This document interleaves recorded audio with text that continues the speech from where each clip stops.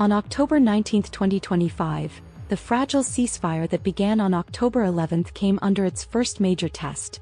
After deadly clashes in southern Gaza, Israel launched airstrikes on Hamas positions in and around Rafah. Israeli military officials say units in Rafah came under direct fire, including rocket-propelled grenades and sniper shots, from militants operating beyond the designated withdrawal line. In response, the IDF says it struck Hamas positions by air. Hamas denies breaking the truce and says it remains committed to the agreement, while accusing Israel of routinely violating the ceasefire. The renewed strikes and clashes have immediate human consequences. Gaza authorities report dozens of people killed and many more wounded since the ceasefire first showed signs of strain, and longer-term figures show the heavy toll of the two-year conflict. Hospitals remain overwhelmed, aid deliveries are constrained, and humanitarian groups warn of deepening shortages and risk of preventable deaths complicating relief efforts.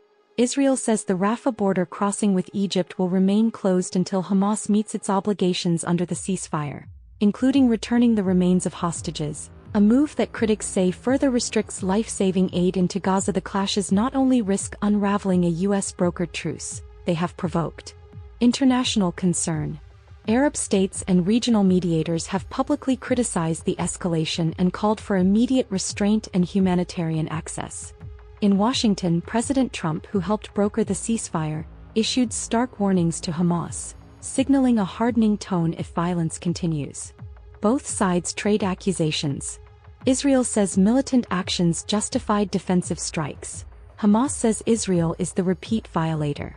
For mediators, the immediate challenge is to prevent the truce from unraveling into a wider military escalation that would further endanger civilians and derail hostage release and diplomatic efforts.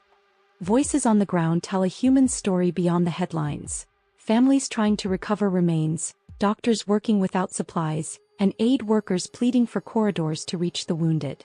As October 19 becomes another volatile day in an already devastating conflict, the fragile truce faces its first major test. Diplomats warn that without renewed restraint and immediate humanitarian access, the gains of a fragile deal could be lost, with civilians paying the highest price.